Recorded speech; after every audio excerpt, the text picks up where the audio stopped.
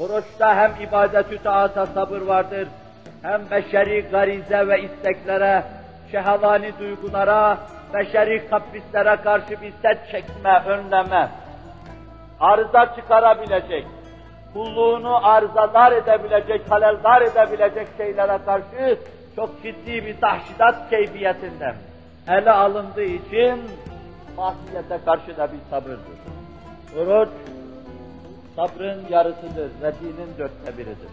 İnsan elini, ayağını, dilini, dudağını, gözünü, kulağını bağlar, Rabbisine doğru yükselirken, kanat çırparken, bir de hakiki sabrın manasını düşünürse, gerçekten sabredenlerin elde edecekleri mükafatı elde eder. Neticede meselenin ehemmiyetini hususuyla gençlerimize değişik bir zaviyeden arz etmeyi düşündüğüm, planladığım için meselenin bu yönüyle üzerinde ısrarla duruyorum. İnnemâ yuvaffas-sâbirûne ecrehum bighayri hisâb. Kur'an ferman ediyor.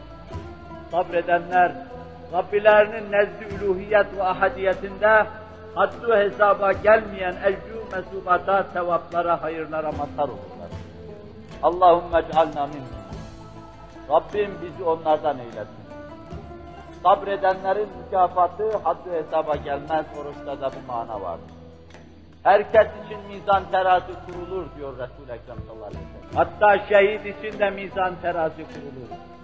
Fakat bela, mesaib, devahi, afet ve musibetler karşısında gözünü kırpmadan duran, dişini sıkıp duran, paçayı sıvayıp kendisine düşen vazifeleri yapan, onlar için mizan ve terazi vaz edilmez. Onlar için Rab meseleyi şu şekilde tekemmül ediyor, teminat veriyor.